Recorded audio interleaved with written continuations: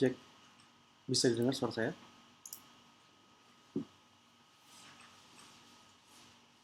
Baik, kita mulai perkuliahan ya. Assalamualaikum warahmatullahi wabarakatuh. Selamat selamat pagi. Bocor suaranya.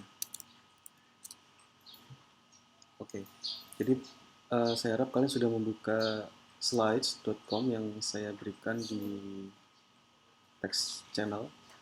Kemudian ada juga miro.com yang itu nanti sewaktu-waktu saya akan ke sana untuk menuliskan beberapa hal, tapi nggak banyak. Nah, sekarang kita fokus ke slides.com dulu.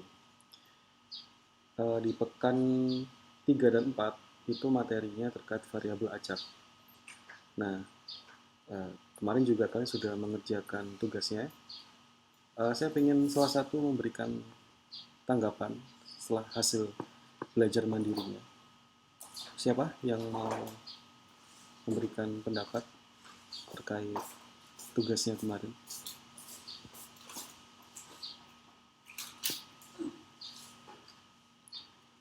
Saya tunjuk coba Marcelino.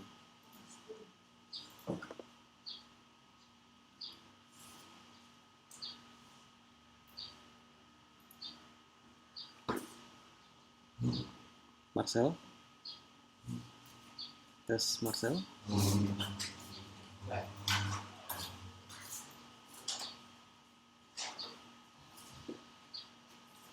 Dijawab pertanyaan.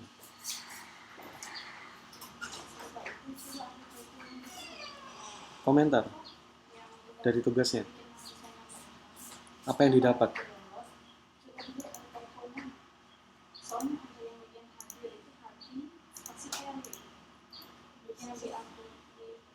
Bedanya apa?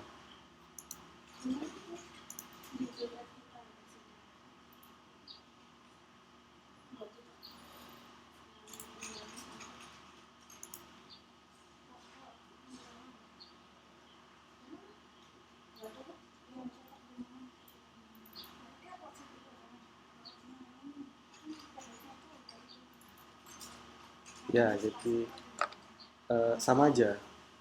Tidak ada yang berubah. Zaman saya, zaman kalian. Perkuliahan itu memang sumber referensinya bahasa Inggris. Jadi itu nggak boleh jadi penghalang. Kalau nggak bisa, belajar. Dan ini mungkin pertama kali saya menyampaikan di sini, atau masuk perwalet saya sudah saya kasih tahu juga. Perlengkapan minimum yang harus dipunyai seorang mahasiswa itu kamus. Oke, kamusnya nggak harus kamus fisik, karena di HP juga sudah ada. Tapi kamus ini agak beda ya kalau fisik ya. Saya tuh bisa ini loh, kamus itu bisa di sewaktu-waktu dibaca aja, tanpa tujuan, jadi dibaca aja. Abjad A, abjad B itu dibaca. Lama-lama akan hafal sendiri. Terus coret-coret. Buku itu wajib punya buku itu. Buku dipunyai, kemudian setiap kita membaca, menemukan kosakata baru, nah kosakata itulah yang dicatat. Nanti kalau kalian sudah, karena bidang teknik itu enggak kemana-mana ya, cuma itu aja. Kosakatanya itu sebenarnya terbatas, bahasa teknik itu. Tapi kalau bahasa sosial, nah, mulai itu pasti akan sangat rumit. Misalkan politik, HI, dan seterusnya. Terus, oke, mungkin yang lain ada yang bisa jawab nggak? Ini hasil belajarnya Marcel, saya kira belum optimal ini. Agung bagus coba.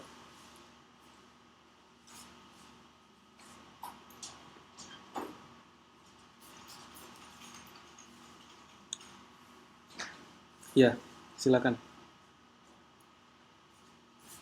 Iya, materi apa yang dipelajari yang kemarin secara mandiri?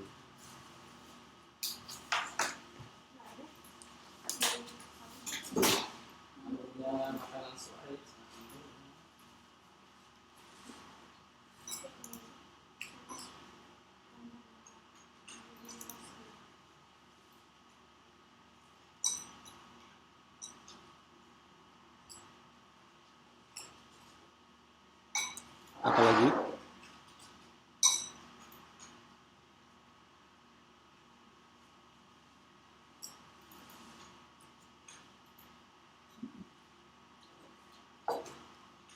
Siapa?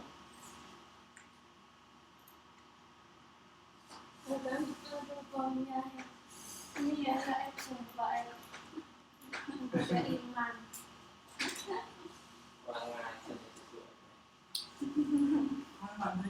Histogram, sampai histogram. Suaranya kecil, soalnya. Oke. Oke, makasih. Baik, kita lanjutkan terkait variabel acak ini. Pendahuluan. Ini kalian sudah berhasil membuka belum? Atau masih ada yang mencoba muter-muter gitu? Atau udah berhasil semua?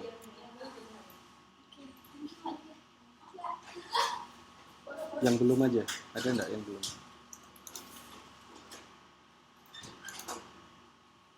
Nah, ternyata saya baru sadar. Kalian ada yang nge-text ya? Nggak dibaca ya? Jadi saya nggak bisa melihat semua hal gitu. Makanya open mic-nya. Ditunggu itu, silakan dinyalakan mikrofonnya. Teksnya nggak terlihat.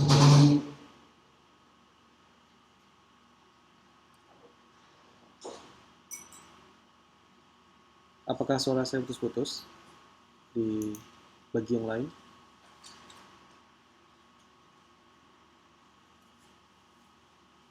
Pakai laptop atau Dimas ya tadi? Pakai laptop atau HP? Berapa pingnya? Pingnya berapa? Wah, kadang-kadang ya.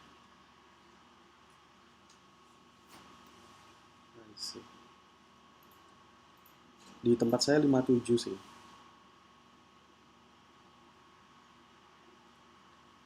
Baik.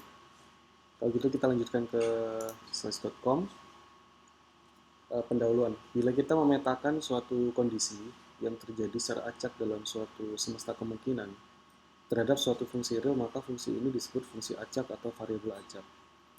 Nah, ini memang kehidupan sehari-hari kita ya. Kita akan menjumpai variabel acak ini. Jadi hal-hal ya random variable.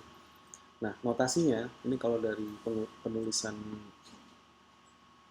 notasi matematikanya itu variabel acak berupa huruf kapital. Jadi cara menuliskan variabelnya itu dengan huruf kapital. Kemudian elemen variabel, elemennya itu menggunakan huruf kecil. Dan notasi himpunan itu bisa ditulis sebagai sample space atau S, ruang sampel, dan semesta nilai variabel acaknya itu adalah range space atau R. Nah, nanti kita langsung cari contohnya aja ya. Pembagian variabel acak itu ada dua. Yang pertama variabel acak diskrit itu yang nilainya dapat dihitung. Sementara yang kedua variabel acak kontinu itu nilainya tidak dapat dihitung. Contoh variabel acak diskrit itu misalkan lemparan dadu. Nilainya itu diskrit atau koin.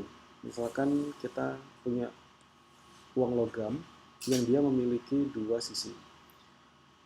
Kalau di Amerika itu mereka menyebutnya ada kepala, ada ekor, head and tails. Jadi koin itu memiliki head and tails. Kemudian kalau variabel acaknya kontinu itu tidak dapat dipastikan nilainya berapa. Contoh itu adalah waktu yang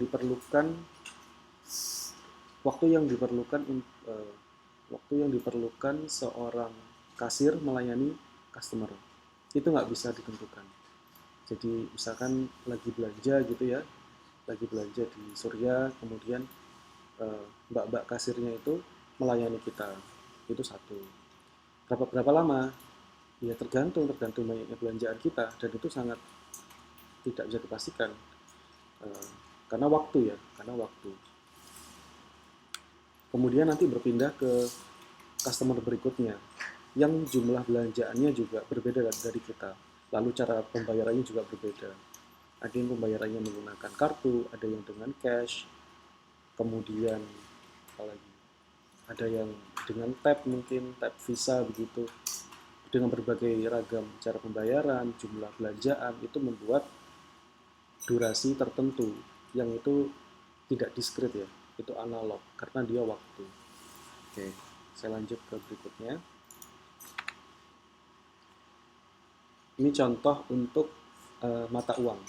Jadi kalau misalkan ada koin itu biasanya, karena ini bahasa Indonesia, dibedakan menjadi angka dan gambar.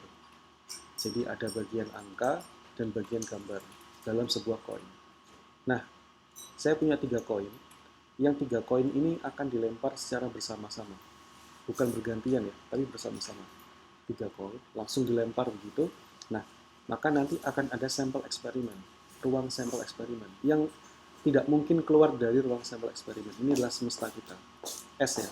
S itu adalah ruang sampel kita. Dan kombinasinya hasilnya ada 8. Ada angka-angka-angka, AAA begitu, kemudian angka-angka gambar, AAG, dan seterusnya.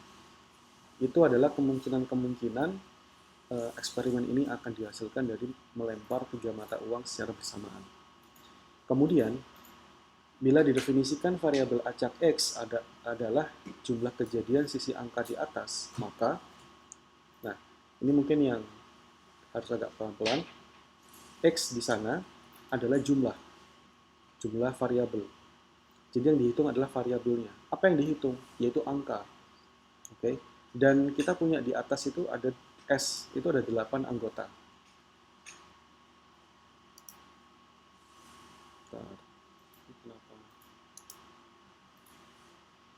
Jadi ini ada AAA, AAG, AGA, AGG, GAA, dan seterusnya. Itu kita masukkan ke dalam variabel perhitungan variabel acak X. Yang mana yang X di sini yang kita tentukan adalah X untuk munculnya jumlah kejadian angka, sisi angka. Dan di sini XGGG itu berarti munculnya gambar semua secara berturut-turut. Karena munculnya gambar semua, maka angkanya itu 0. Angka itu 0. Kemudian bawahnya itu GGA. GGA. Lalu di sampingnya itu sama dengan GAG. Sama dengan AGG. Artinya apa yang sama di situ? Munculnya angka 1. Sedangkan gambarnya 2.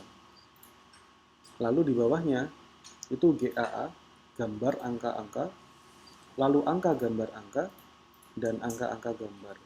Yang ini masing-masing semuanya itu memunculkan jumlah kejadian angka 2 kali. Bukan 2 kali, angkanya ada 2, karena kan 3 koin.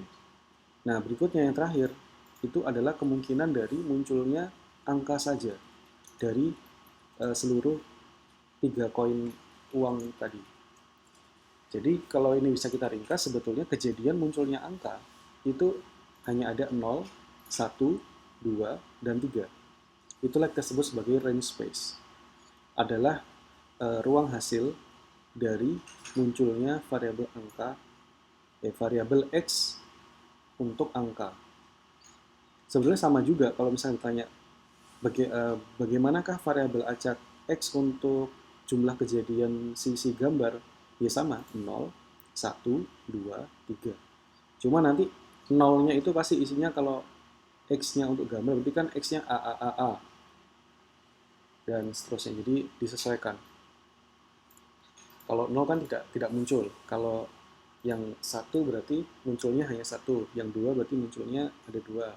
Yang 3 munculnya seluruhnya 3. Kemudian variabel acak kontinu. Nah, ini tadi yang saya contohkan tapi ini agak beda. Kita ingin merekam interval waktu, jarak waktu kedatangan 2 tamu pada sebuah toko. Yang mana itu sangat jarang dan tidak bisa dipastikan.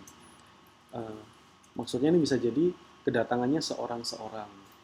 Tapi ini yang dihitung adalah 2 tamu. Jadi 2 orang tamu dia masuk ke toko, nah itulah yang dihitung intervalnya. Berapakah jaraknya agar munculnya kemungkinannya sebegitu. Nah, ruang sampel eksperimennya itu tidak terbatas, yaitu adalah anggota T itulah waktu, anggota bilangan real, T-nya lebih besar sama dengan 0. Jadi, waktunya itu dari 0 sampai ke tak hingga. Kapan? Ya, nggak ada batasnya. Tapi nggak mungkin juga kalau misalkan salah satu data yang kita miliki akan bernilai tak hingga. Pasti semuanya berhingga, tetapi ruang sampelnya ini yang tidak bisa kita pastikan. Didefinisikan variabel acak xs sama dengan s, sehingga range space-nya juga yaitu waktu t dengan t itu anggota bilangan real, t lebih besar sama dengan 0. Kemudian distribusi probabilitas diskrit. Setelah tadi bicara variabel, itu baru sifatnya apa ya? Memetakan, mendata seluruh kemungkinan, menunjukkan nilai-nilai variabel itu munculnya berapa kali. Tetapi di distribusi, berarti kita sudah bicara tentang kemungkinan. Dan kemungkinan itu akan dibuat distribusinya. Apakah distribusinya tinggi, rendah, menengah, atau seluruhnya. Itu hanya istilah-istilah apa ya, biasanya istilah penjabaran dalam statistik. Tapi nanti kita akan memunculkan angka-angka itu. Yang pertama, fungsi distribusi probabilitas suatu variabel acak X mempunyai nilai XK. Nah, ini nanti notasi atau bentuk matematika seperti itu harus diterjemahkan dalam bentuk contoh. Nanti ada contohnya. Kemudian sifat fungsi distribusi probabilitas itu tidak jauh-jauh dari probabilitas itu antara 0 sampai 1. Jadi tidak mungkin memang probabilitas kok lebih dari 1. Karena 1 itu sudah pasti terjadi dan 0 itu tidak terjadi. Itu juga kita mengambil sisi ekstrim antara tidak terjadi dan terjadi. Nah, makanya hubungannya 0 kurang dari sama dengan Px kurang dari sama dengan 1. Atau dengan kata lain, kita punya satu persamaan lain yaitu sigma untuk X anggota bilangan real, maka probabilitas itu sama dengan 1. Jadi kumulatif atau jumlahnya seluruhnya itu sama dengan 1. Jadi kalau misalkan saya kasih contoh yang sehari-hari, fungsi distribusi probabilitas diskrit ini adalah kemungkinan hari ini hujan. Kemungkinan hari ini hujan itu kan antara 0 dan 1. Tidak terjadi sampai terjadi. Karena dia cuma hanya ada 2 kemungkinan, karena di Indonesia ya, kalau misalnya kita perkiraan cuacanya di luar negeri bisa beberapa, katakan yang satu lainnya yang berangin kencang gitu, itu juga sudah masuk dalam perkiraan gitu. Tidak hanya hujannya, tapi juga ada anginnya, bahkan mungkin kayak tornado atau ada peringatan petir atau tidak. Jadi agak-agak beragam banget lah. Kalau di Indonesia lebih sederhana, panas, kemarau terang dengan hujan deras gitu. Nah, seluruh kumulatif penjumlahan probabilitasnya yang terjadi itu katakan kalau hari ini hujan setengah, 1/2. Hari ini terang 1/2 juga. Jadi kemungkinan antara hujan dan tidak hujan itu masing-masing katakan setengah. Ini kalau kita nggak pakai data MMKG. Dijumlahkan setengah ditambah setengah 1. Jadi seluruh kemungkinannya itu adalah 1.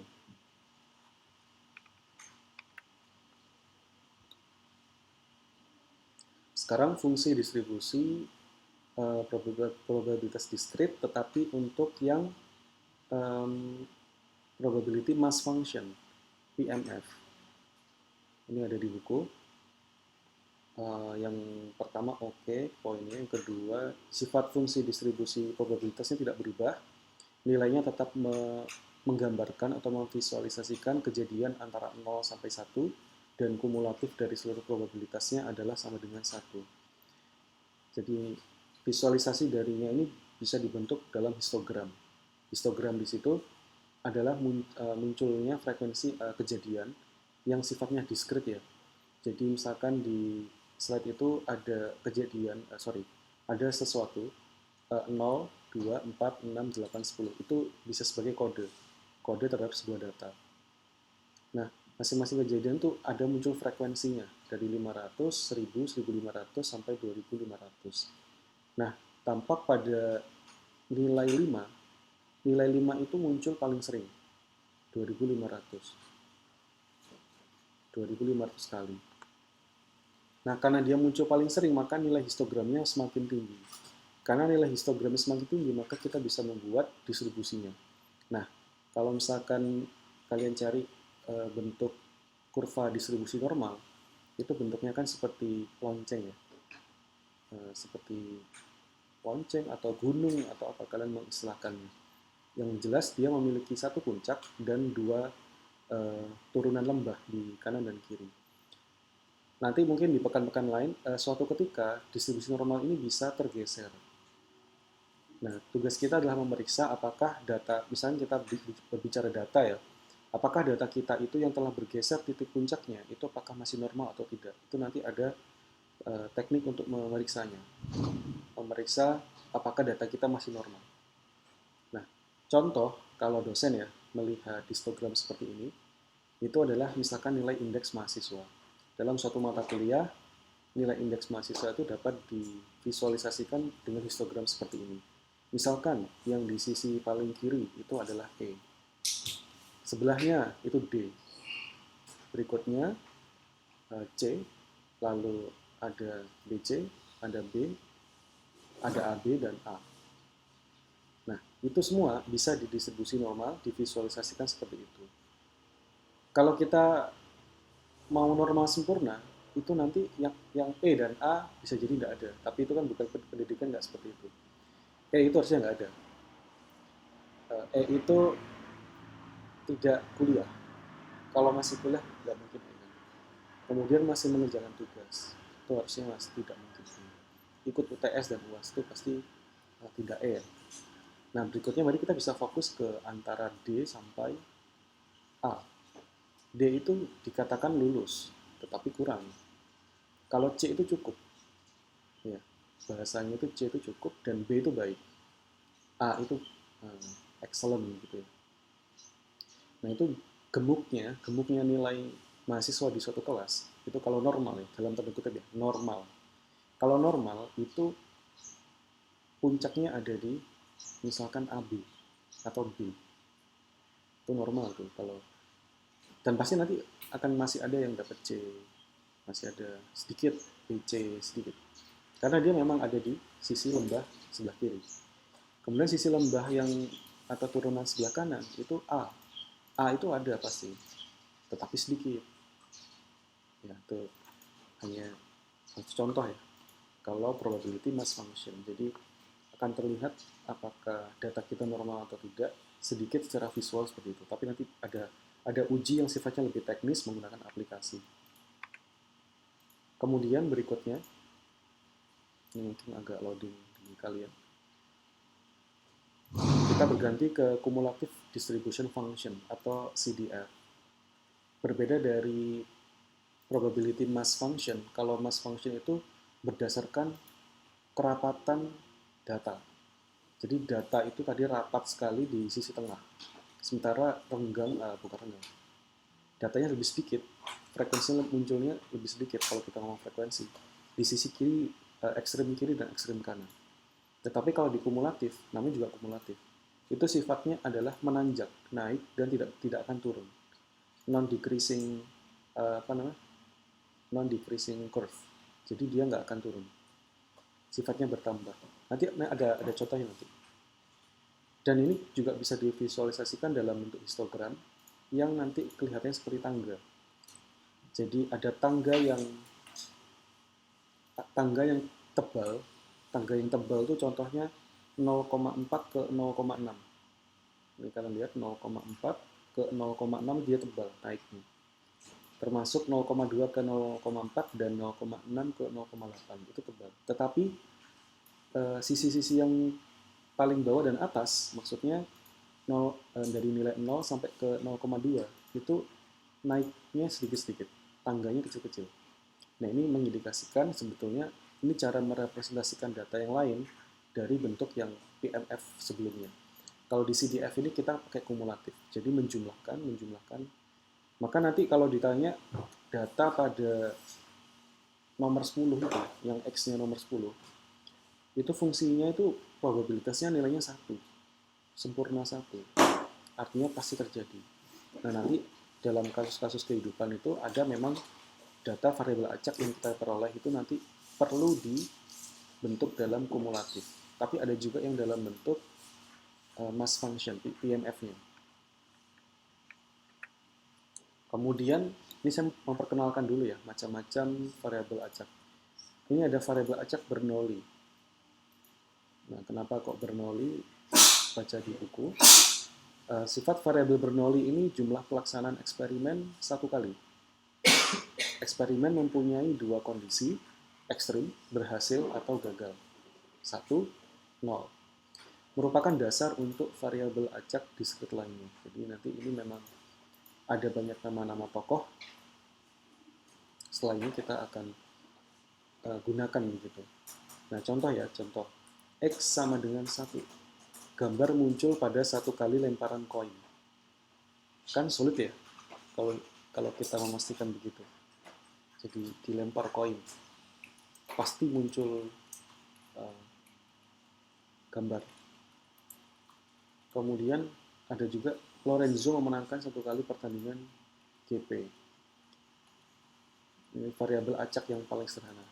Ini contoh grafik visualisasi ini.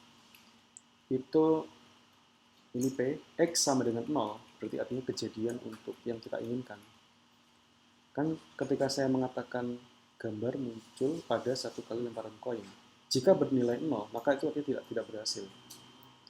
Jika X-nya 1, maka muncul gambar. Nah, ternyata kemungkinannya dalam suatu percobaan, ini bukan tentang koin sih. Kalau jadi berbeda ya, antara contoh sama yang digambar. Nah, yang digambar itu, PX sama dengan 1 adalah 0,7. PX sama dengan 0 adalah 0,3. Oke? Nah, di jumlah tentu sama dengan 1. Itu kita masih termasuk dalam sifat umum dari probabilitas. Penjumlahan seluruh kemungkinan adalah 1. Ya. Oke, jadi ada 0,7 dan 0,3. Nah, ini adalah kemungkinan dari sesuatu itu terjadi. Tapi ini pastinya Bernoulli-nya untuk fenomena yang lain. Dan ini PMF ya. PMF itu berarti probability mass function. Artinya tidak kumulatif. Penggambaran grafiknya, kalian lihat yang di bawah ini adalah angka 0 dan 1. Angka 0 dan 1 di bawah itu. Nah, pada 1 itu tidak ditumpuk menjadi 1. Harusnya kan kalau kumulatif itu kan ketika X-nya 0, maka nilai ketinggiannya atau Y-nya, magnitudanya kan 0,3, betul. Nah, kemudian 0,3 ditambah 0,7, maka kalau dikumulatif, nilai 1 ini nanti akan menjadi 1 juga, probability-nya 1. Nah, kalau ini tidak, Bernoulli-nya pakai PMF. Masing-masing itu berdiri dengan nilainya sendiri, tidak dijumlah dengan nilai-nilai sebelumnya. Berikutnya, notasi, cara penulisannya. Jadi X Bernoulli pakai theta. Theta itu adalah probabilitas berhasil. Probabilitas berhasil. Penulisannya Px kecil sama dengan P besar, X besar sama dengan X kecil, sama dengan, nah ini, theta. Theta itu adalah probabilitas berhasil. Untuk X sama dengan 1, ya, berarti X itu berhasil. Memang ini Bernoulli hanya untuk menggambarkan kondisi ekstrim, berhasil atau tidak. Kemudian, X sama dengan 0 adalah kondisi ketika gagal. Ketika kondisi gagal, maka itulah komplement atau kebalikan dari probabilitasnya.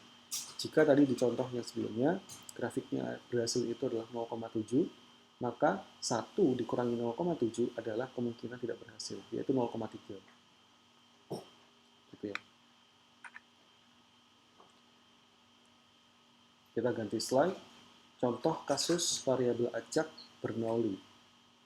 Contoh, sebuah koin setimbang, artinya secara bentuk dia fair, dia tidak punya potensi untuk curang, cenderung jatuh ke sisi yang lain, maka kita sebut koin yang setimbang dilempar satu kali. Satu kali saja. Tentukan kemungkinan mendapatkan gambar. Bila X adalah jumlah G yang dihasilkan dari satu lemparan, maka jadi cara penulisannya X bernoli 0,5. 0,5 itu kan karena probabilitas dari apa? Munculnya gambar. Namanya juga koin. Koin itu kan cuma dua sisi. Ataukah kita mau memasukkan kemungkinan dia akan berdiri tepat di antara begitu? Nah, itu kan kasus yang sangat jarang. Dan tidak kita inginkan dalam kondisi yang dikendalikan. Ini hanya pokoknya dilempar begitu. Maka yang kita expect adalah gambar atau angka. Gambar atau angka. Maka karena gambar atau angka 1/2, yaitu setengah. Bisa kita tulis X bernoli 0,5. Berikutnya, P, X sama dengan 1. Berarti yang kita inginkan apa? Berhasil ya. Berhasil muncul gambar X sama dengan 1 sama dengan 0,5. Maka itu satu langkahnya. Oh, udah. Oke. Jadi itu adalah cara penulisannya ya. Lalu kita bisa tambahkan satu poin di bawahnya tuh. P besar, X besar sama dengan 0 sama dengan berapa? 1 minus theta. Yang mana theta-nya adalah 0,5.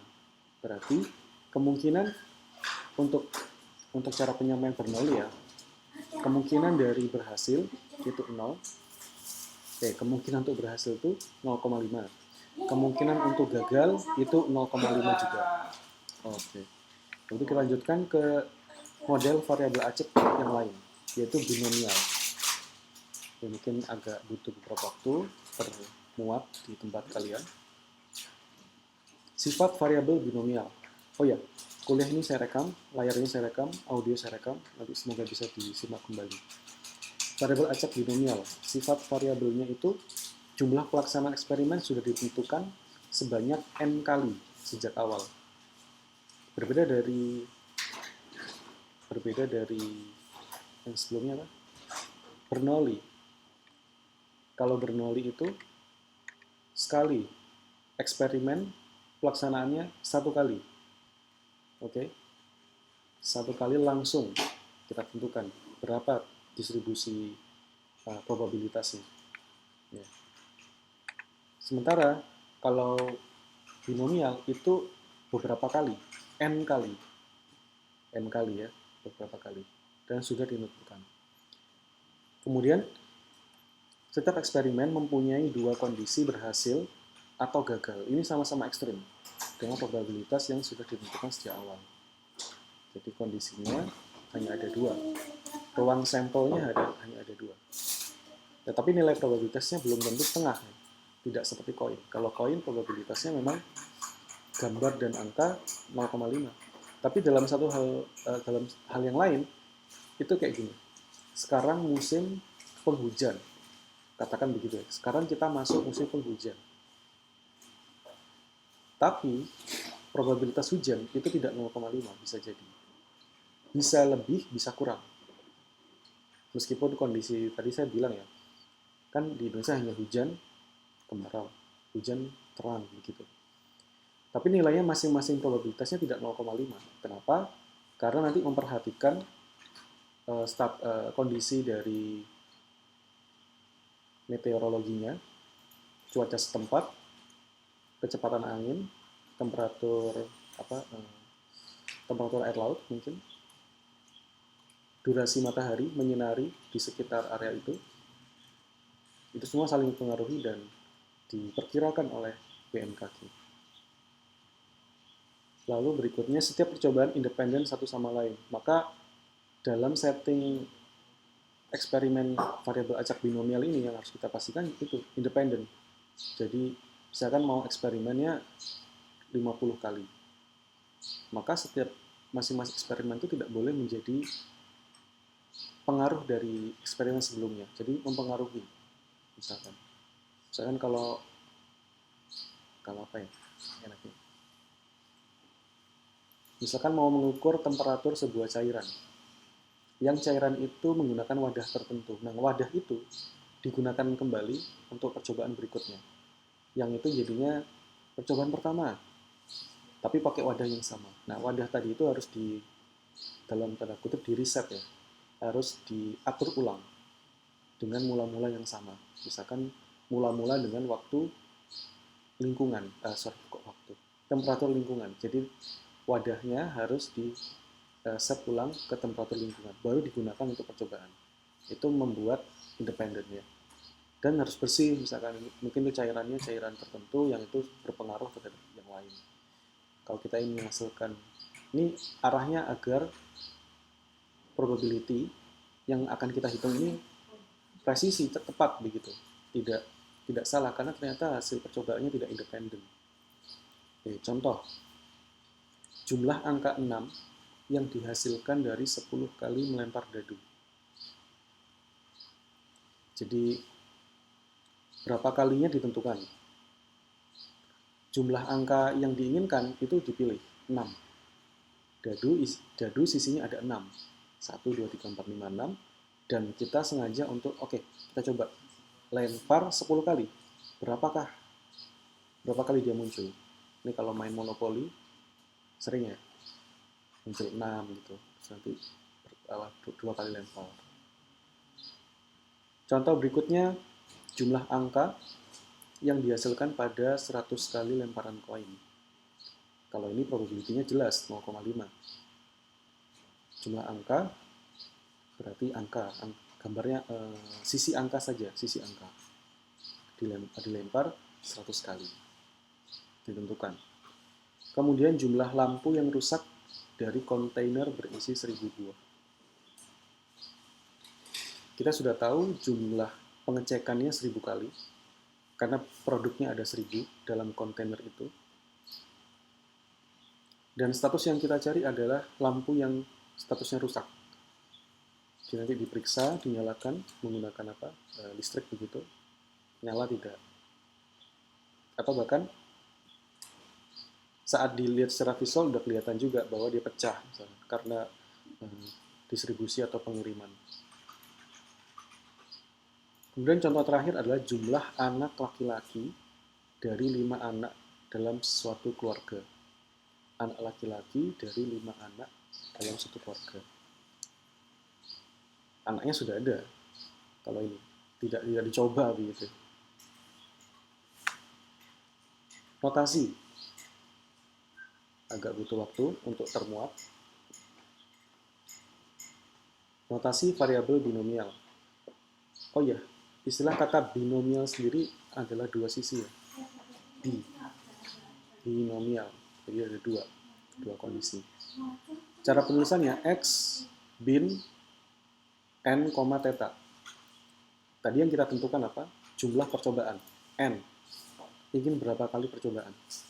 Misalkan tadi ada mencoba yang melempar dadu tadi 10 kali.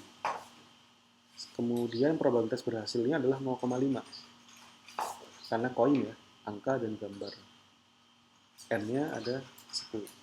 Oh, salah. Kan saya bilangnya dadu. Dadu, sisinya sisi yang angka 6. Berarti kan 1/6. Itu adalah theta. N-nya adalah 10. Kita masukkan ke dalam sana. Untuk N sama dengan 10 dan theta 1/6. Maka penulisannya seperti itu, PX dan seterusnya sama dengan N kecil CX. Ini kalian familiar nggak dengan kode NCX gitu? Ada yang mau menjawab? Apa itu? Oke, betul, kombinasi. Jadi didahului dengan persamaan kombinasi dikalikan probabilitas theta pangkat X. X-nya tadi sampai ke N ya. Kemudian dikalikan komplemennya, 1 minus theta pangkat N minus X. Jumlah percobaan dikurangi nilai yang diinginkan. Ini mungkin contohnya. Sebuah koin dilempar 8 kali. Berarti koin ini punya dua sisi, dilempar 8 kali. Tentukan kemungkinan mendapatkan 5 gambar. Jadi saya sudah menentukan muncul 5 gambar. Melemparnya 8 kali. Ini kalau logika biasa berarti kan harusnya kalau kemungkinannya 0,5, kalau dilempar 8 kali, gambarnya kan harusnya munculnya 4 kali tuh. Nah, tapi kan bisa aja kejadian itu tidak terjadi, maka yang dicari adalah 5 gambarnya, bukan 4 gambarnya. Bila X adalah jumlah G yang dihasilkan dari 8 lemparan, maka penulisannya X bin 8 kali untuk probabilitas 0,5. Maka selanjutnya P 5.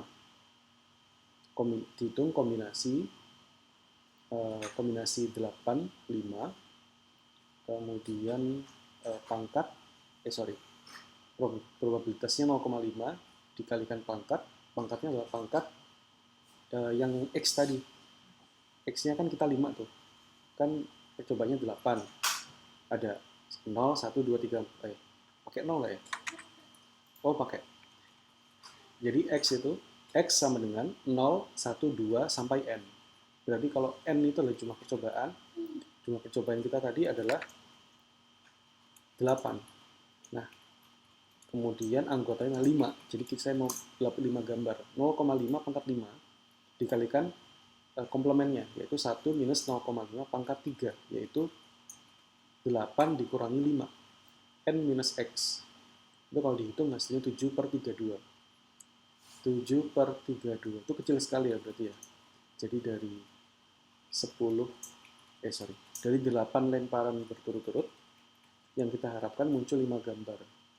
Itu bukan di sekitar 1 per 2. Bukan 0,5, tapi 7 per 32. Itu dari variabel acak binomial. Untuk kasus ekstrim, berhasil dan tidak. Contoh lagi. Contoh ini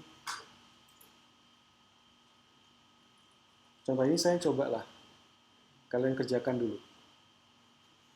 Ya. Saya kasih waktu 10 menit. Boleh buka buku, bebas. Kerjakan di kertas. Jawabannya di-upload ke text channel. Diunggah, dilampirkan di Discord. Nanti saya periksa. Oke? Saya kasih waktu 10 menit, silakan mengerjakan.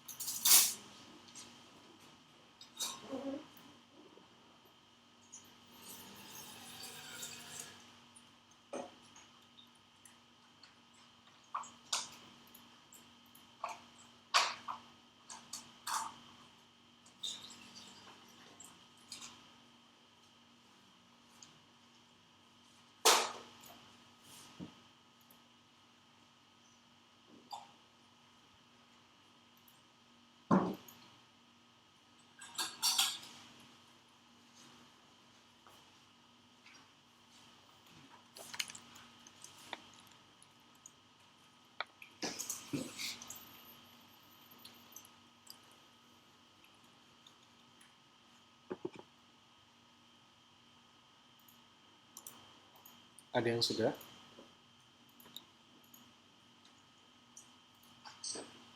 Mantap. Oke, saya tunggu. Jadi nanti jawabannya itu ada 2. 6 jawaban benar, berarti hanya 6 ya. Hanya 6 jawaban benar. Kalau ada 10 soal kan kemungkinannya ada 10 soal itu benar. 9 soal benar, 8 soal benar, 1 soal benar, dan 0 soal benar.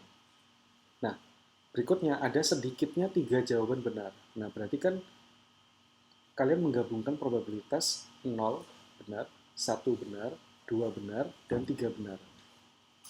Di jumlah ya. Jadi kalau yang poin pertama, 6 jawaban benar, berarti hanya 1 probability. Tapi kalau yang 3 jawaban benar, itu ada beberapa. Ada 4 tadi ya. Dicoba silakan.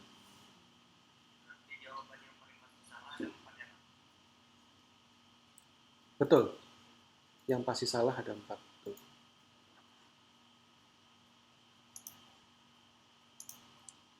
Ini lucu juga sebetulnya, karena random sekali. Seorang mahasiswa menjawab semua pertanyaan dengan menebak secara acak.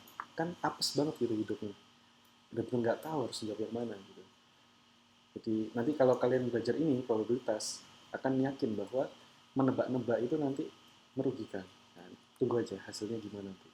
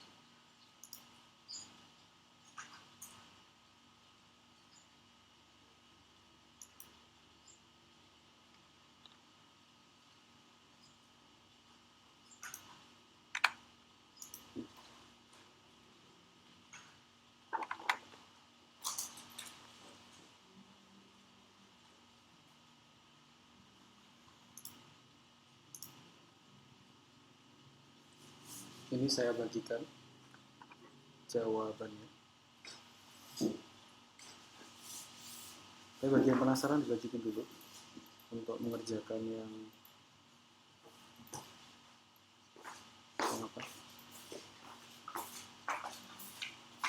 yang kurang dari 3, yang sedikitnya 3 jawaban benar. Dilanjutin dulu coba.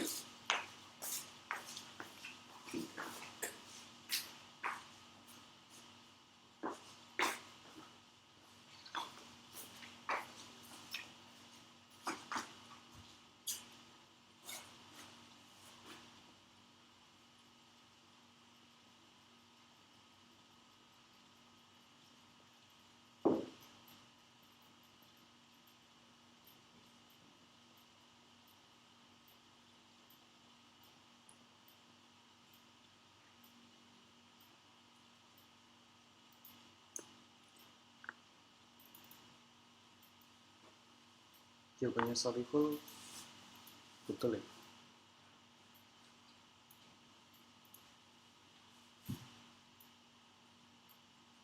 Beda 0, aja. Anissa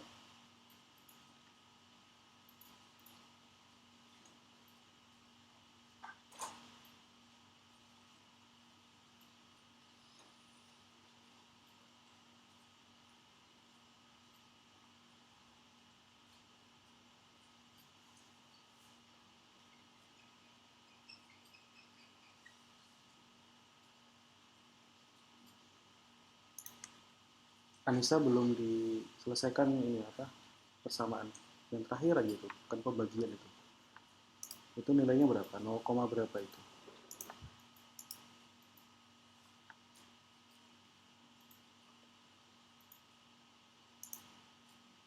harga wah miring harga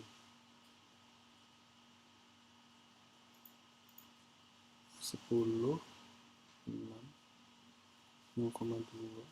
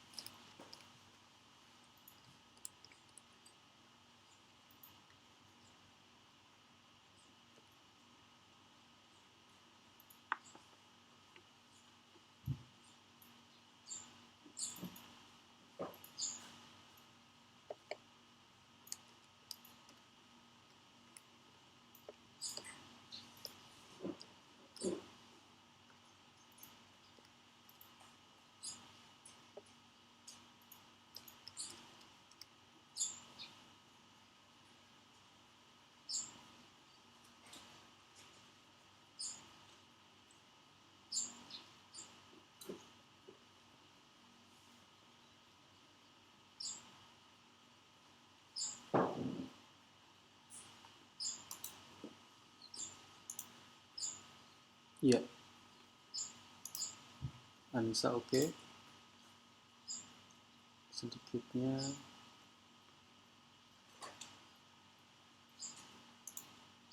bentar Azra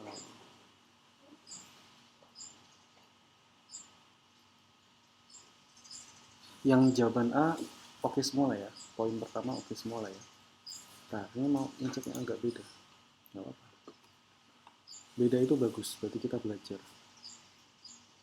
setengah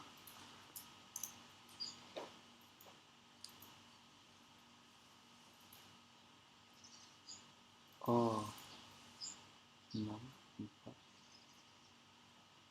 1,6 2,4 oke.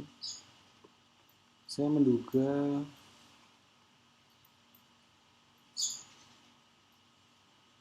di proses faktorialnya seperti ini. Kan kamu isi. Minggu depan aku ingin kamu isi. Kata satu. Saya coba cek kalkulator. Harusnya itu kombinasinya hasilnya 210 dibagi 64 dibagi 16. Oh iya, 0,205. Salahnya di mana? Oh, salahnya adalah salahnya kenapa pakai setengah? Untuk Hendra itu probabilitasnya kenapa setengah? Atau theta ya? Di slide theta sih. Tapi oke lah alpha. Jadi kan kalau setengah itu untuk koin, sementara ini kan pilihan jawaban soal. Nah, soal itu 10 soal. Masing-masing soal itu ada 5 pilihan jawaban. Hanya satu yang dianggap benar. Karena hanya satu yang dianggap benar dari satu pilihan, maka 1 dari 5 pilihan. Atau 2/10. Atau 0,2. Maka 0,2 adalah kemungkinan kita menjawab secara acak. Secara acak ya. Kita menjawab dengan benar pada satu soal. Nah, kemudian bagaimanakah komplemennya? Komplemennya adalah 1 minus 0,2, yaitu 0,8. Nah, itu salahnya di situ. Jadi penulisannya bukan 1/2, tapi 2/10, dan 1 minus 2/10, atau 8/10. Oke, itu aja koreksinya. Tapi ini masih bisa dilanjutkan. Yuk, yang untuk poin yang kedua, yang B, saya kasih waktu tambahan. Semoga kalian sudah nyoba semua nih. Jadi ada pengalaman untuk belajar. Saya cek betul-betul. Saya juga mengerjakan di Miro sih sebetulnya. Kalau kalian mengecek link Miro yang saya bagikan, itu saya ada hasil pengecekan pekerjaan juga. Oke. Slide juga udah saya tunjukkan hasil jawabannya, hanya untuk menyamakan saja. Jadi ketika kalian mengerjakan, jawabannya seperti itu. Langsung bisa mengoreksi diri sendiri. Kira-kira salahnya di mana, kurang telitinya di mana. Oke, Dimas, Farsha, udah saya baca sampai sana. Sebentar.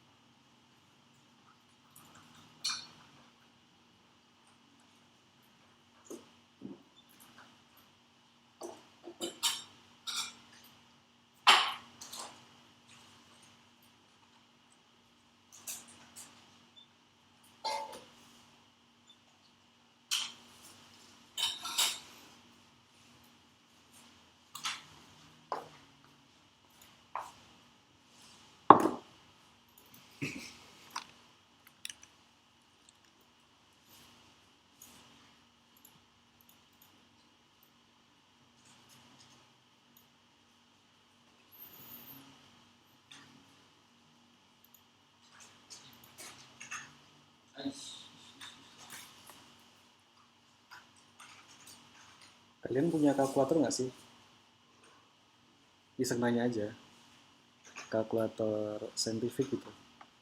Kayak Casio. Punya nggak? Atau pakai HP?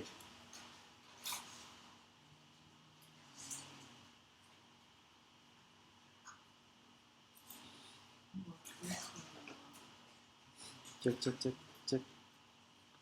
Wah. Nggak masuk.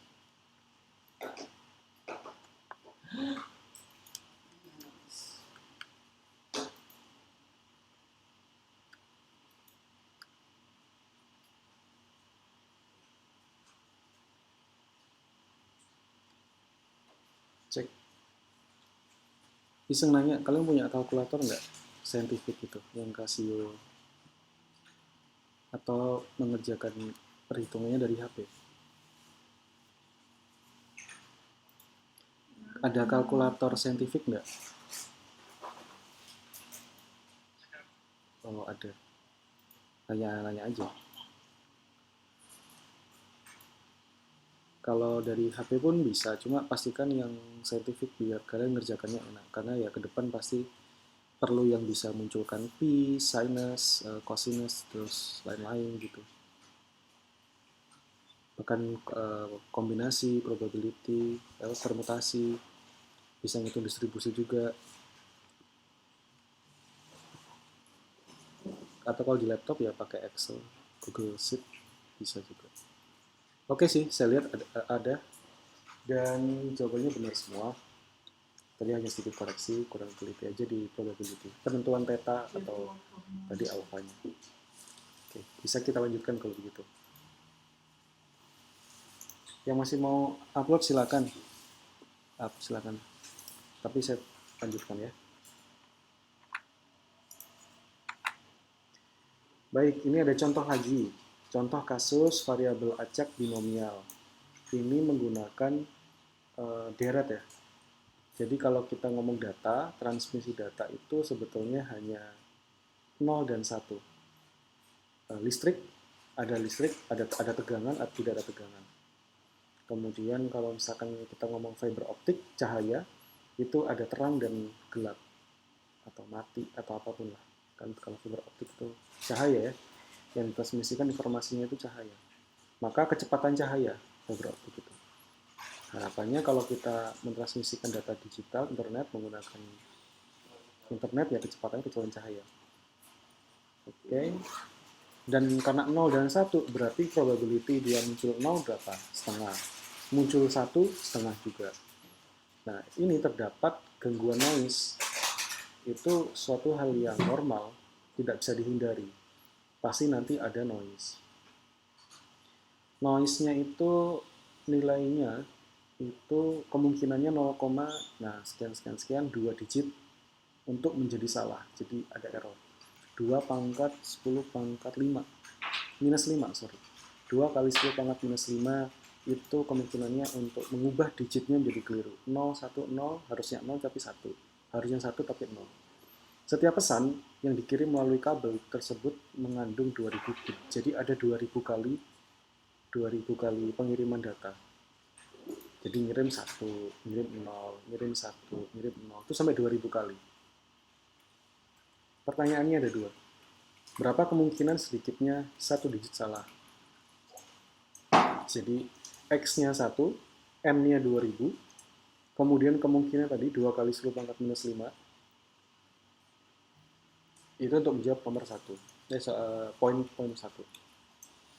Yang kedua, bila sebuah pesan panjangnya 20 blok, berapa kemungkinan 2 atau lebih blok salah?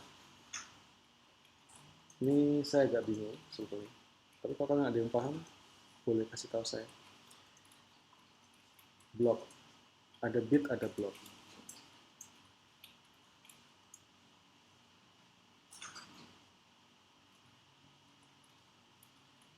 Ini saya khawatir ini istilah digital, tetapi tidak saya ketahui. Saya tahu itu bit dan byte, kemudian ada word, kemudian ada apa lagi?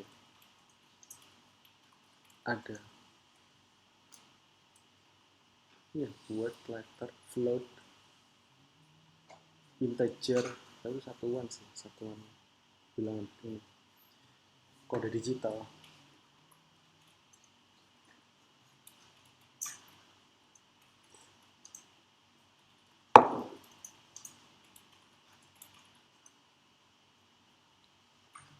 Ada yang sudah mencoba melanjutkan soal ini? Kayak Hamzah atau siapa tadi? Solid.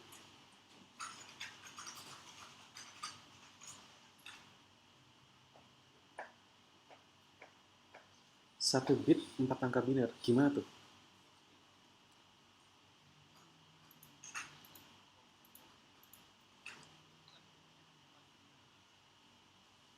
Oh, gitu ya? Oh, makasih. Udah dikasih tahu. Iya, saya nggak tahu. Istilahnya itu bukan blok kalau saya, tapi word. Makanya saya agak bingung. Ini takutnya yang menerjemahkan ini mungkin nggak. Oke lah. Jadi intinya satu blok tadi 4 itu ya. Boleh coba. Ada. Kelas sudah selesai. Belum. Yang nomor 1 dulu lah. Gampang ya nomor 1.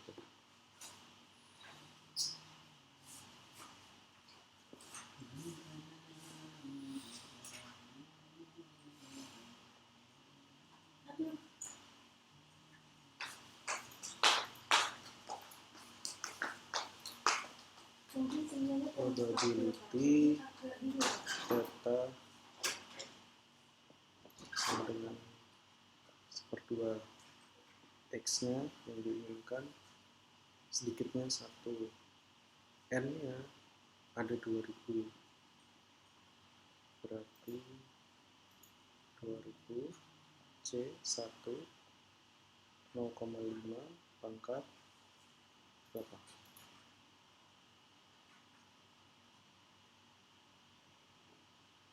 1 dikalikan salahnya, salah ya, komplement kan salah, 0,5 pangkat 199. Wow. Oke. Kalkulator.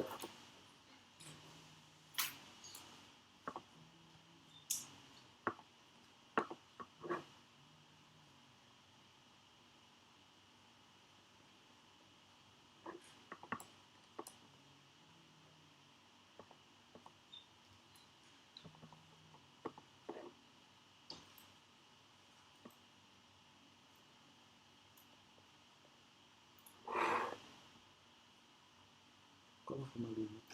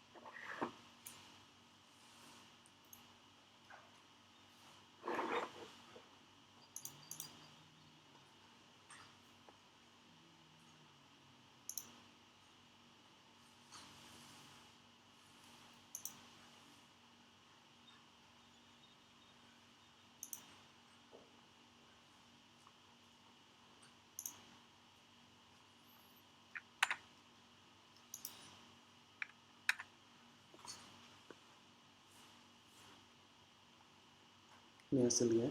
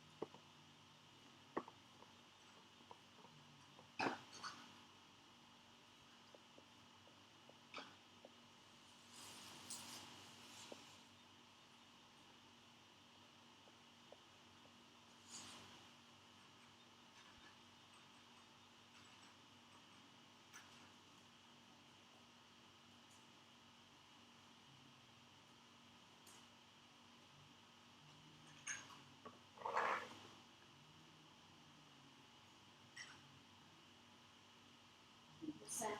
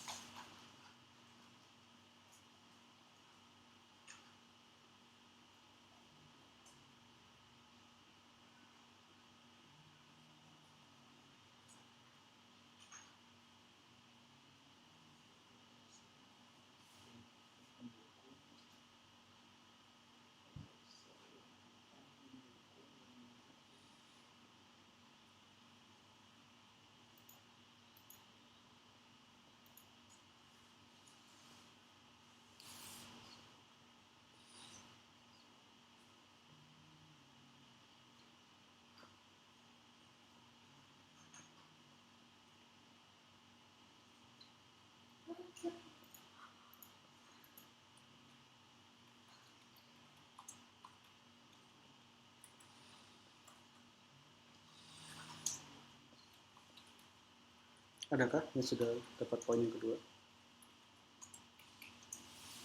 Meski sudah saya bagikan slide-nya. Mau nyoba. Jadi kalau yang kedua itu menggunakan hasil probabilitas hasil perhitungan minimal satu kejadian salah. Jadi kalau per satu blok, sebentar. Oke. Soalnya ada yang kurang. Baik, sulit dipahami. Jadi setiap pesan yang dikirim melalui kabel tersebut mengandung 2000 bit. Jadi setiap pesan itu harusnya diistilahkan sebagai setiap blok. Jadi satu blok itu isinya 2000 bit. Jadi pertanyaan pertama itu berapa kemungkinan sedikitnya satu digit salah pada satu blok. Yang mana satu blok itu 2000 bit. Bukan 4, tapi karena di pertanyaannya juga ini membingungkan. Nah, ternyata di jawaban soalnya bila X adalah jumlah bit yang salah per satu blok. Nah, satu bloknya berisi 2000 bit. Maka di sini jadi solvable gitu. Tapi memang membingungkan yang kedua. Jadi memang pertanyaan probabilitas ini pertanyaan berbahasa. Pilihan katanya sangat mempengaruhi cara pengerjaannya bagaimana. Nah, berikutnya yang poin nomor 2 itu nggak pakai X, tapi pakai Y. Y binomial dengan jumlahnya ada 20 blok, malah lebih sedikit. Kalau tadi kita mainnya 2000, karena bicaranya satu blok, 2000 bit. Tetapi kita bicaranya sekarang perwakilan. Ada 20 blok, masing-masing 2000 bit. Nah, kita mengaksesnya itu kesalahan pada blok, bukan pada bit. Pada bloknya, maka N-nya 20, dan probability-nya adalah 0,0392, yaitu kita menggunakan probability sebelumnya. Itu dilihat P-nya X lebih besar sama dengan 1. X lebih besar sama dengan 1. Itu artinya, kita lihat lagi, sedikitnya satu digit salah. Sedikitnya. Sedikitnya itu berarti minimal. Minimal satu digit salah.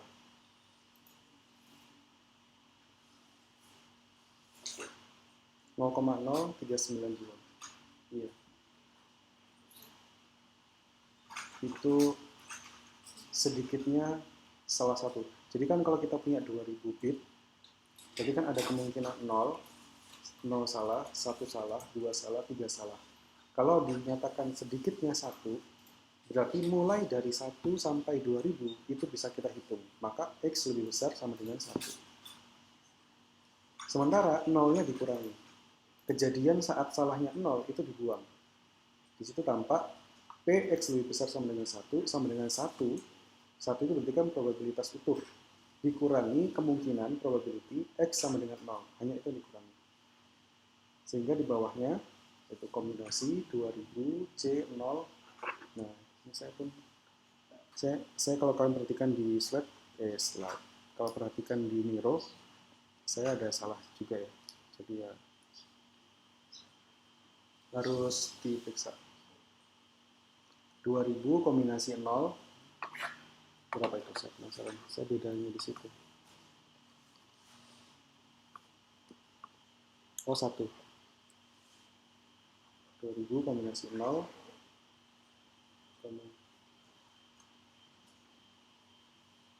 apa yang dikurang 1?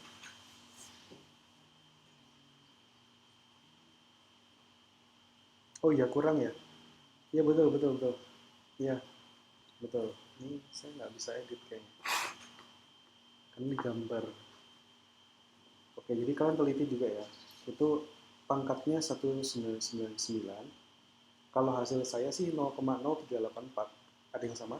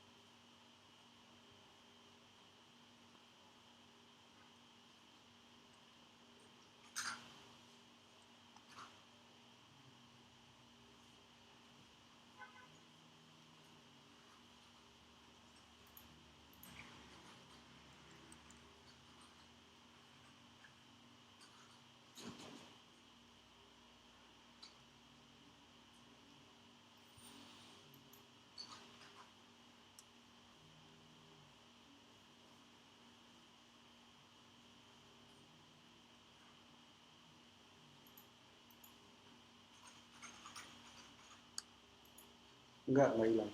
Masih ada kok. 199.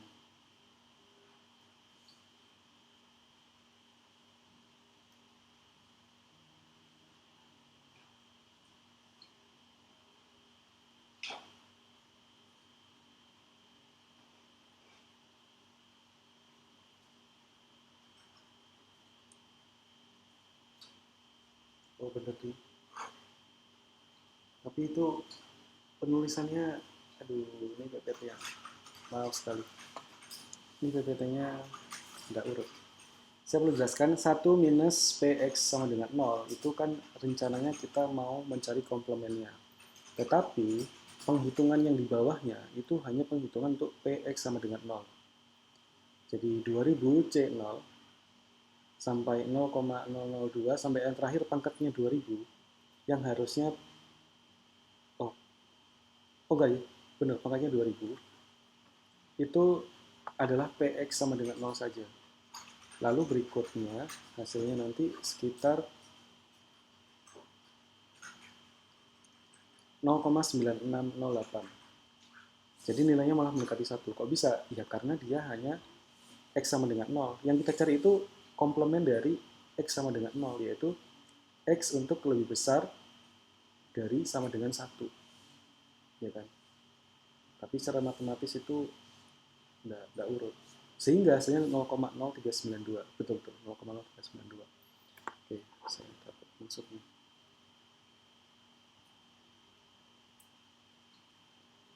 Jadi yang saya tulis di Miro ini harus dikoreksi sih.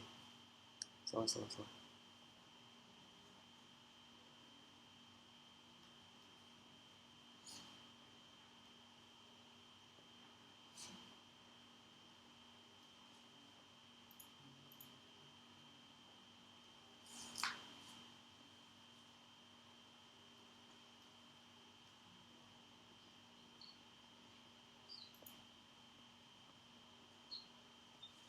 Kalau kalian lihat di Miro itu udah saya perbaiki.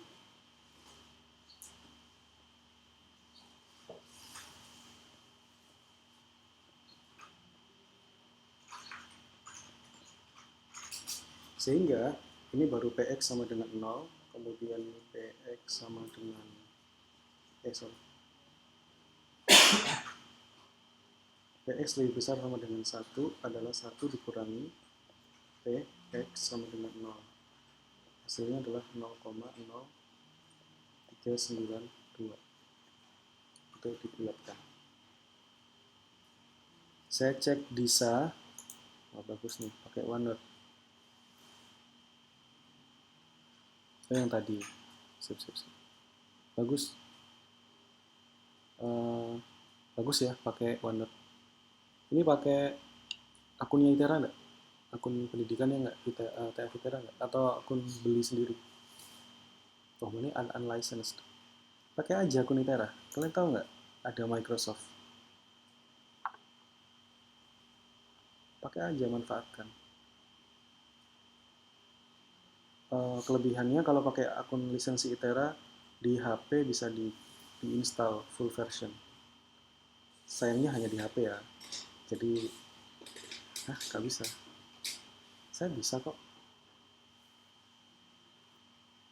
Nanti saya coba share langkah-langkah ini ya, tutorial ke Microsoft-nya. Oke, kita lanjut lagi. Jadi intinya tadi kita lanjut ke blok. Jadi blok itu masing-masing 2000. Kita menggunakan probability sebelumnya yaitu 0,0392 dan blok yang salah itu yang diperiksa 20 blok. Kemudian yang kita cari adalah lagi-lagi Y lebih besar sama dengan 2 karena minimum 2 yang salah. Maka kita harus mengkomplement atau mencari komplement. Kita buang probability untuk Y sama dengan 0 dan Y sama dengan 1. Jadi ini Y sama dengan 0 dan Y sama dengan 1.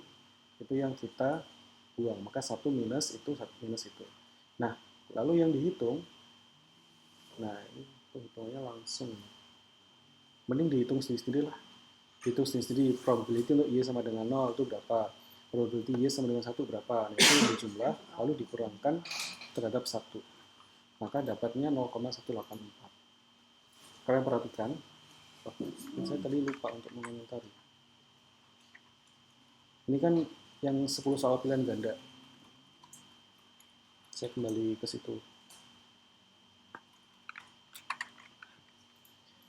Pada suatu kuis, 10 soal pilihan ganda, 5 pilihan. Dijawab secara acak. 6 jawaban benar, lalu sedikitnya 3 jawaban benar. Kalian lihat probability-nya itu, yang pertama, kemungkinan 6 jawaban benar dengan cara ngacak. 0,00551. Itu practically zero. 10% aja nggak nyampe itu. Jadi menjawab secara ngacak cuma 10 soal, 5 pilihan ganda, itu enggak bisa ya. Kemudian kemungkinan sedikitnya 3 jawaban benar, itu agak bisa. Kemungkinannya kok sedikitnya 3 jawaban benar itu. Sedikitnya 3. Oke, lanjut ke sifat variabel geometrik. Setiap percobaan independen satu sama lain itu sama ya. Setiap eksperimen mempunyai 2 kondisi, berhasil atau gagal, dan dengan probabilitas yang sudah ditetapkan sejak awal. Eksperimen dihentikan bila kondisi yang diteliti terjadi untuk pertama kali. Jadi ini agak unik untuk istilah variabel geometrik. Jadi contoh, angka 6 dihasilkan pertama kali pada lemparan dadu ke 10. Melempar dadu, ada 6 sisi. Dilempar 1, 2, 3, 4, 5, sampai 10. Nah, di 10 ternyata muncul 6. Itulah data yang kita peroleh. Jadi ada target yang dicari untuk kondisi berhasil atau gagalnya. Kemudian yang kedua, angka baru muncul setelah melempar koin 100 kali. Berapakah probabilitasnya? Itu geometrik. Kemudian mendapatkan lampu rusak pada pemeriksaan ke-13. Kemudian mendapatkan anak perempuan pertama pada kelahiran ketiga. Itu juga termasuk variabel acak geometrik. Jadi istilah-istilah geometrik ini memang ada latar belakang, tapi lebih ke sejarah statistiknya ya. Seperti namanya Bernoulli, kemudian binomial. Sekarang kita melihat notasi, bentuk persamaannya, X geometrik dengan probability-nya theta. Penulisannya, Px kecil sama dengan P besar X besar sama dengan X kecil. Di situ tampak kalau misalkan N kejadian, itu lainnya, maka probability-nya adalah 0. Sementara untuk N 1, 2, 3, itu kita bisa tuliskan theta dikalikan 1 minus theta N, pangkat N minus 1. Ini mirip binomial, tapi udah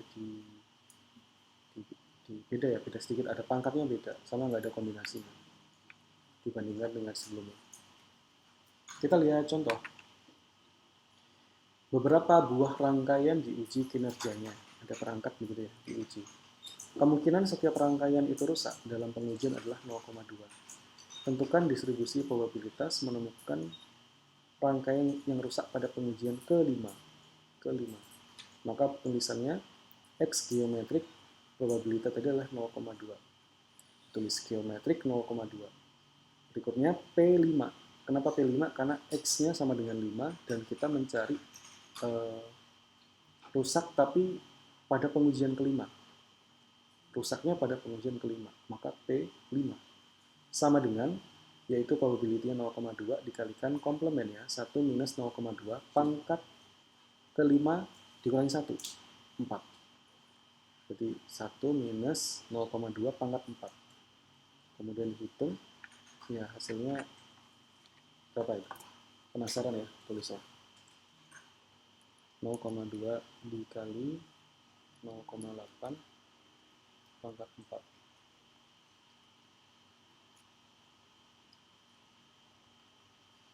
Hasilnya adalah 0,082. 0,082. Saya tulis di Discord kali.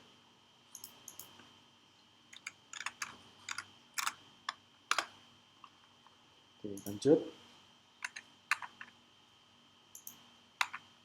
Sebuah kontainer baru datang dari Jerman. Kontainer, ada isinya. Anda bertugas sebagai inspektur instrumen, menguji secara acak sampel dari kontainer tersebut. Bila probabilitas instrumen tersebut lolos inspeksi, adalah 80%. Diketahui ya, 0,8. Berapakah kemungkinan Anda mendapatkan instrumen yang rusak pada percobaan ke-8? Berarti X, nah X geometrik, probability 0,8, kemudian yang keberapakah yang ingin kita cari? Oh, kemungkinan yang ke-8. Berarti X sama dengan 8, P sama dengan P8 sama dengan probability-nya adalah 0, sebentar. Nah, ini harus hati-hati katanya.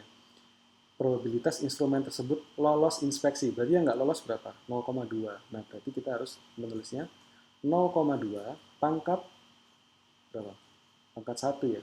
Karena kan nggak ada kan, 0,2. Tadi theta saja, 0,2 dikalikan komplemennya. 1 minus 0,2 pangkat 8 dikurangi 1, yaitu 0,8 pangkat 7. Saya coba hitung. 0,2 dikalikan 0,8 pangkat 7. 0,042. 0,042.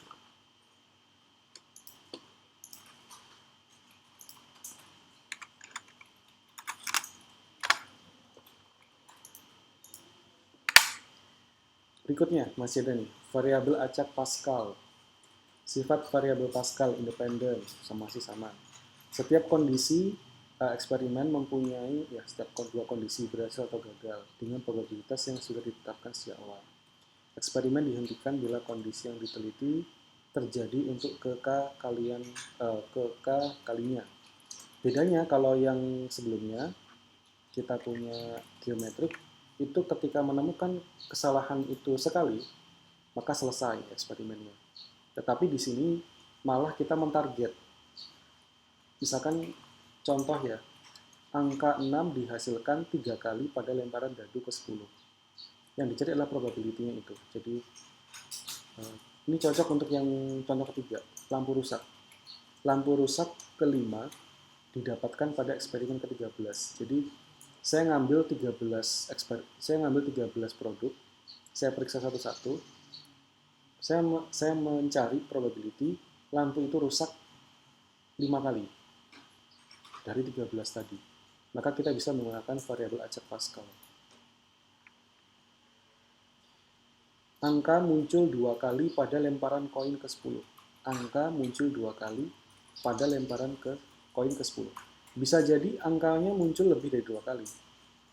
Bisa jadi juga muncul kurang dari 2. Tapi karena probability cukup besar ya, 0,5 maksudnya. Probability awal 0,5 untuk penghitungan variabel acaknya ya kita bisa lihat berikutnya. Ini rumusnya. Agak loading. Oke. Di tempat saya baru muncul. Notasi variabel acak Pascal. Penulisannya X Pascal, ada tambahan nih parameter K. Kita menarget jumlah kejadian yang kita inginkan. Kemudian theta adalah probabilitas kejadian. Dan bila X Pascal K, theta, maka tulisannya Px kecil, P besar, X besar sama X kecil. Nah, itu persamaannya ada di bawah. X minus 1, K minus 1. Itu kan bentuk kombinasi ya. Jadi antara atas dan bawah itu ekuivalen. Nah, ini kebetulan saya baca. Teguh penempatan probabilitas. Jumlah lampu yang benar, lampu rusak ini.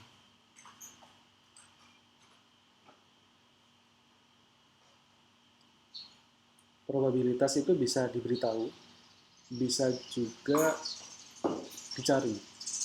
Jadi ini bisa jadi dua eksperimen yang berbeda.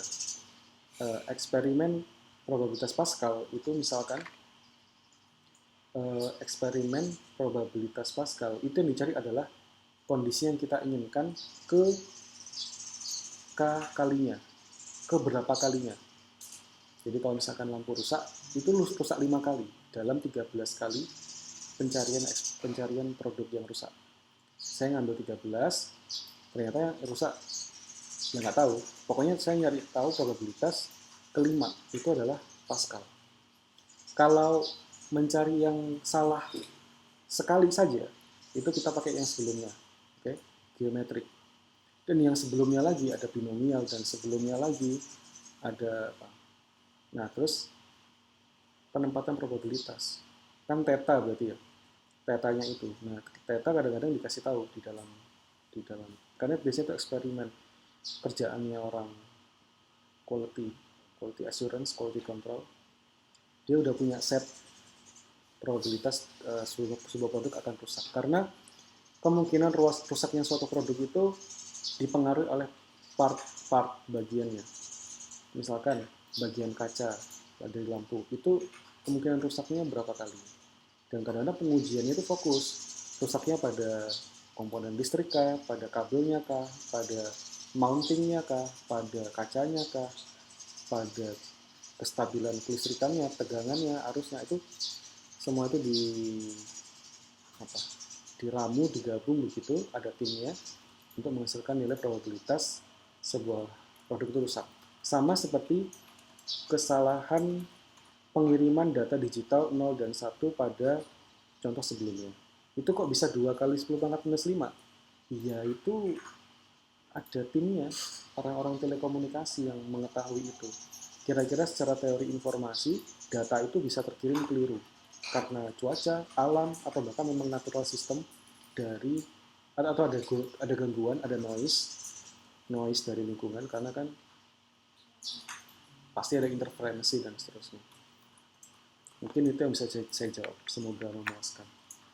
Nah, jadi ini PX, saya kembali lagi, kombinasi dari X minus 1, K minus 1, lalu tetanya pangkat K, beda dengan sebelumnya, tetanya pangkat 1. Dikalikan 1 minus theta X minus K, pangkat X minus K. Kita coba cek contoh. Beberapa buah rangkaian diuji kinerjanya, kemungkinan setiap rangkaian itu rusak dalam pengujian adalah 0,2. Tentukan distribusi probabilitas menemukan 3 rangkaian yang rusak sampai pada pengujian kelima. Jadi hanya menguji 5 kali, tapi punya pertanyaan, kira-kira nyampe 3 yang rusak nggak ya? Sementara probability yang kita tahu dikasih sama orang itu 0,2 kemungkinan rusaknya. Oke, kita hitung. X Pascal untuk 3 kali salah, rusak, dengan probability 0,2. Dimasukkan, itu kayak ada yang salah deh. P3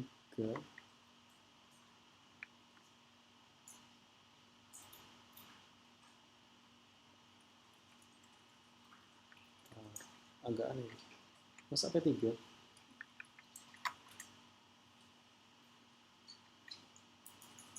P-nya 5 ya harusnya ya? Iya nggak sih? Iya, itu P5 harusnya. P5, 4C2, kombinasi 4C2. Kemudian 0,2 pangkat 3, betul, kan pangkat K. Dikalikan 1 minus 0,2, 0,8, pangkat X minus K. 5 dikurangi 3, 2. Hitungannya adalah 4.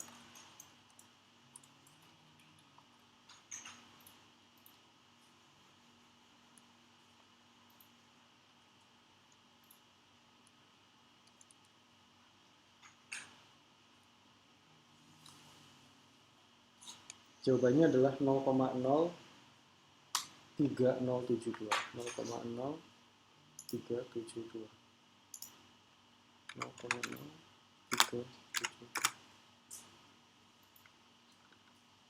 3072, sorry, yang salah.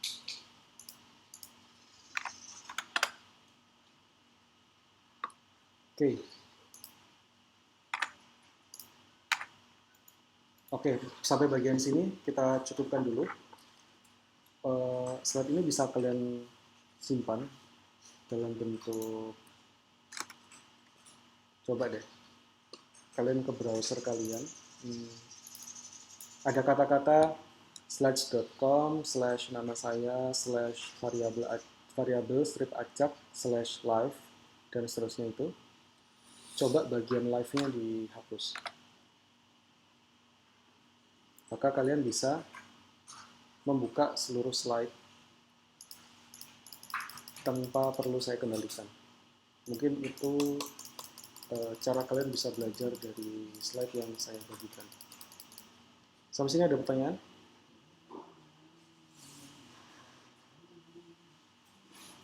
Oke, jika ada konsultasi, silakan menyampaikan lewat Discord. Pada jam kerja, saya aktif di sana untuk kegiatan akademik, tidak menghubungi lewat WhatsApp ya. Kemudian ini juga slide-nya panjang sekali nih, sampai ada kasus pengujian dan lain-lain.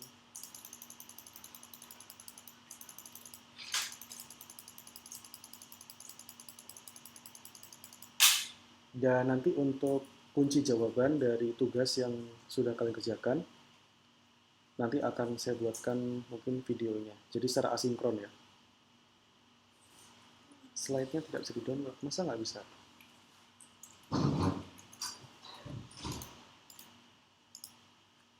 Saya periksa dulu di tempat saya.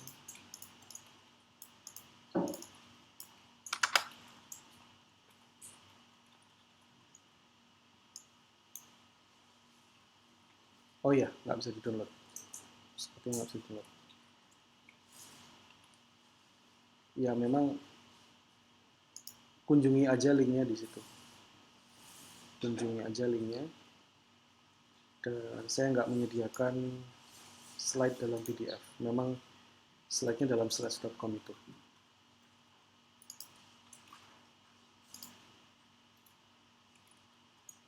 Ada lagi yang ingin tanyakan? Setelah kita cukupkan.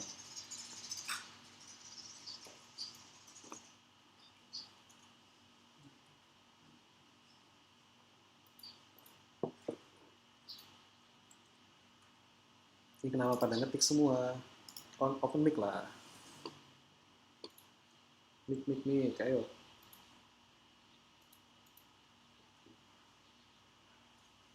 Oh iya, saya lupa. Kata kunci saya pengen ini, binomial. Kata kuncinya adalah binomial. Binomial. Lamanya nggak ada expired, nggak ada. Ini free, maksudnya bisa diakses kapanpun di slides.com. Jadi intinya slides.com tadi saya gunakan untuk presentasi yang terkendali.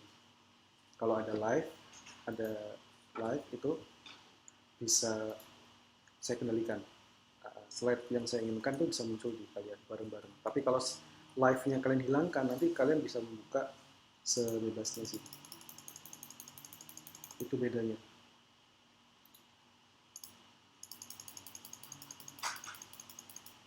Cukup ya? Oke, makasih atas kehadirannya dan perhatiannya dan atensinya mengerjakan soal pada pagi hari ini. Tetap jaga kesehatan, patuhi protokol, nggak usah neko-neko. Kita di sini belajar, maksudnya kalian di tempat masing-masing itu belajar untuk membanggakan orang tua, jadi harus bangga yang tuntas gitu, bangga dan sehat. Nggak mungkin kalau jadi berkurang rasanya kebanggaannya kalau tidak sehat. Itu aja dari saya. Terima kasih. Selamat pagi. Wassalamualaikum warahmatullahi wabarakatuh.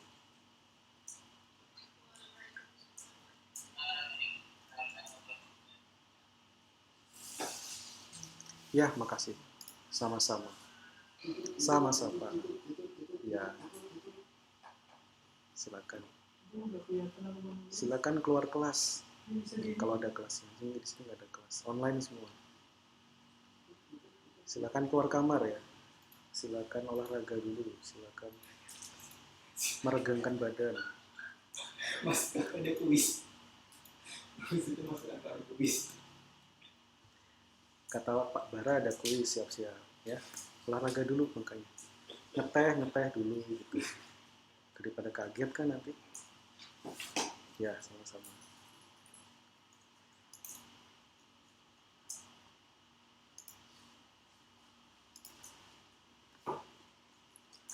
Yokai.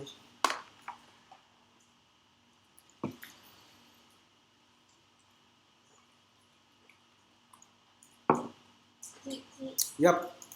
paspor